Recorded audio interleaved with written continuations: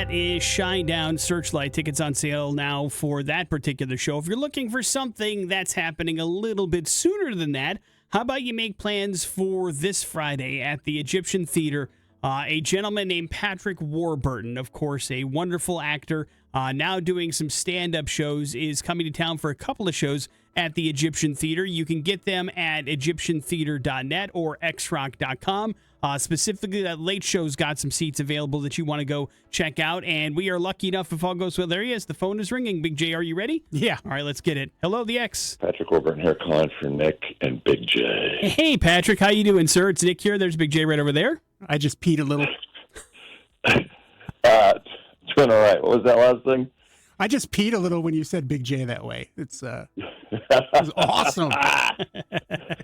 I thought I heard that correctly, and I'm so glad that I did. Thank you for making time for us. How are things? Are you everything okay? Yeah, things are good. Just got back from Mardi Gras a couple of days ago.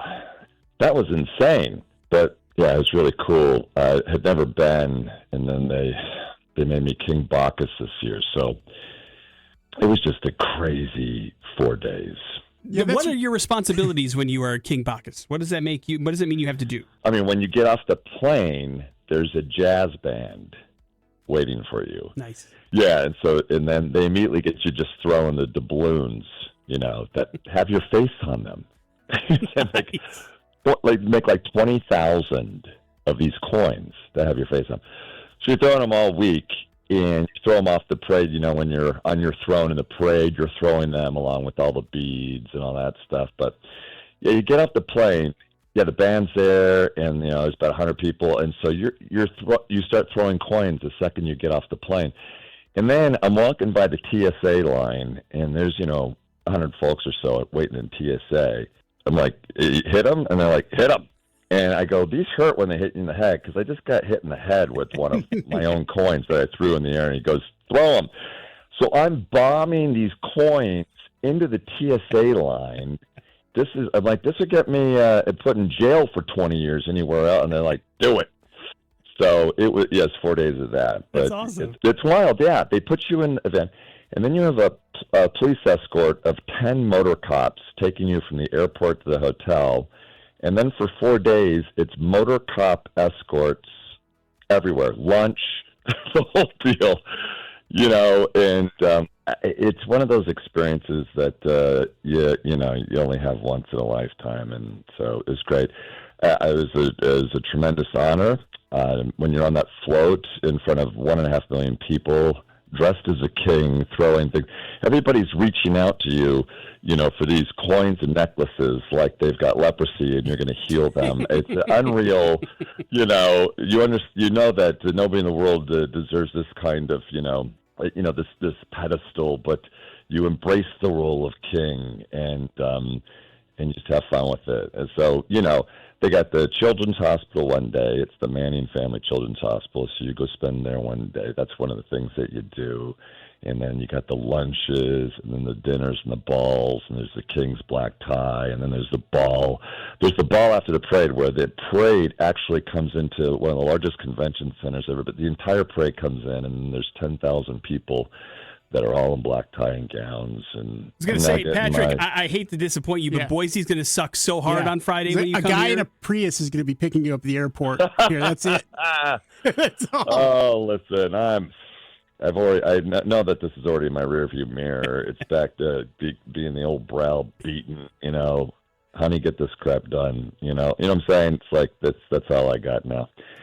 It's back to the normal. Patrick Warburton joins us, going to be at the Egyptian Theater for 2 shows on Friday. Early show already sold out. Late show, some tickets available. You can grab them at egyptiantheater.net or xrock.com. Patrick, talk about this foray into stand-up comedy. You kind of came into it late in your career after being a very successful actor. Do you enjoy it as much as you thought you would?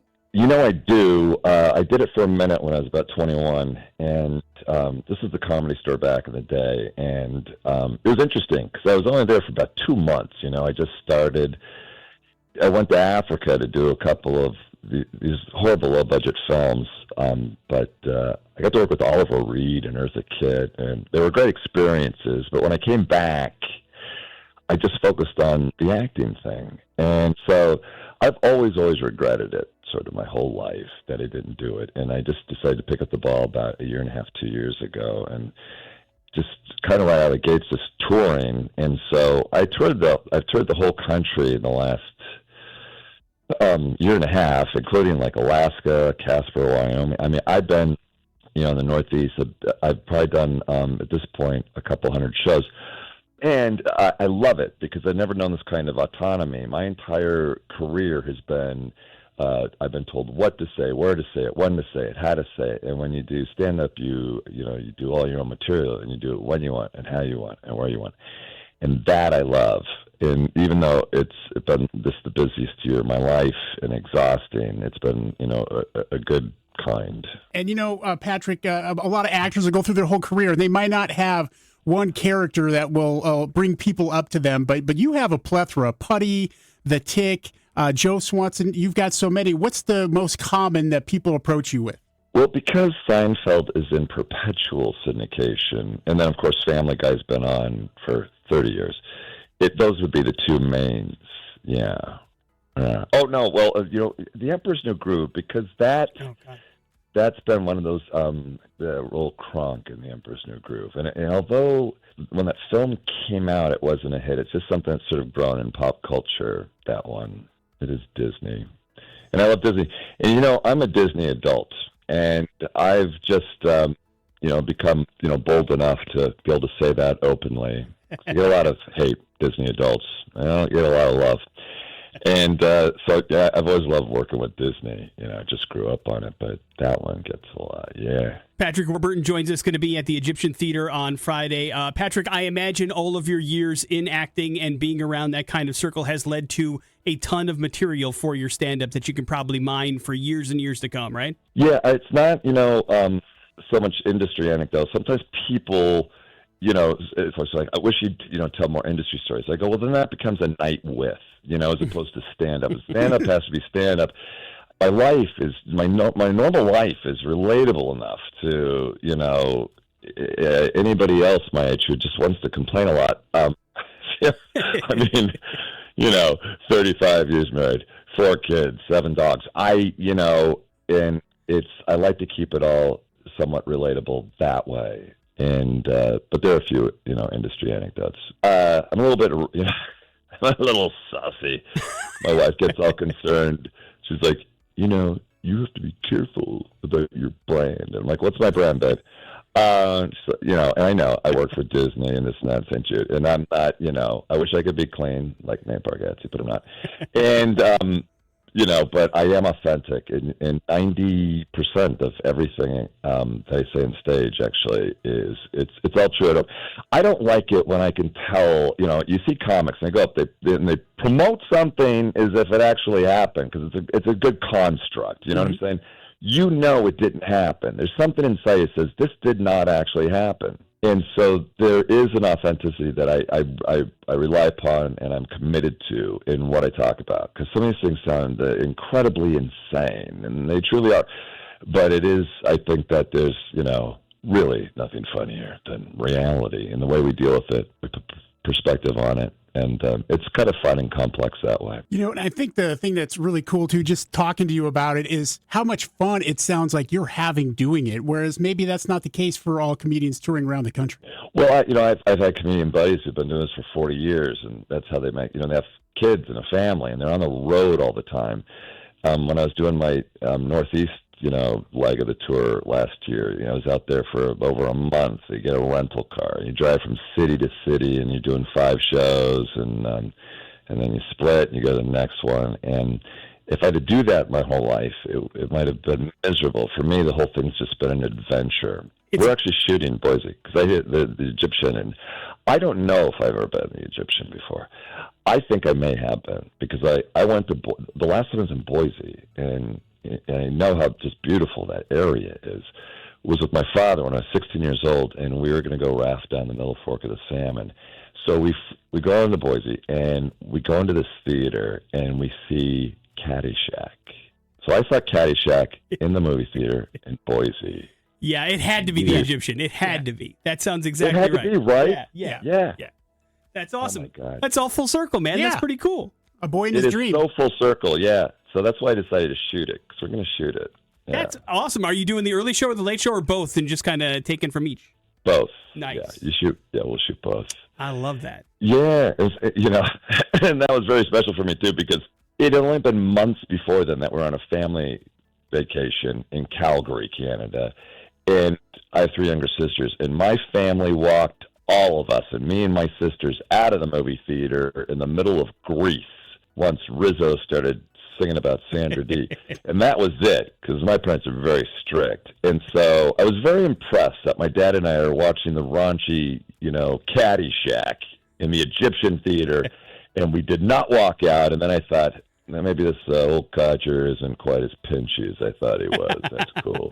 Patrick Warburton this Friday at the Egyptian Theater. Grab your tickets at egyptiantheater.net. You can go to xrock.com as well. Late show still tickets available, and filming a special, sounds like, which is really, really awesome. Patrick, before we let you go, I do have a Patrick Warburton story. It was the early 2000s.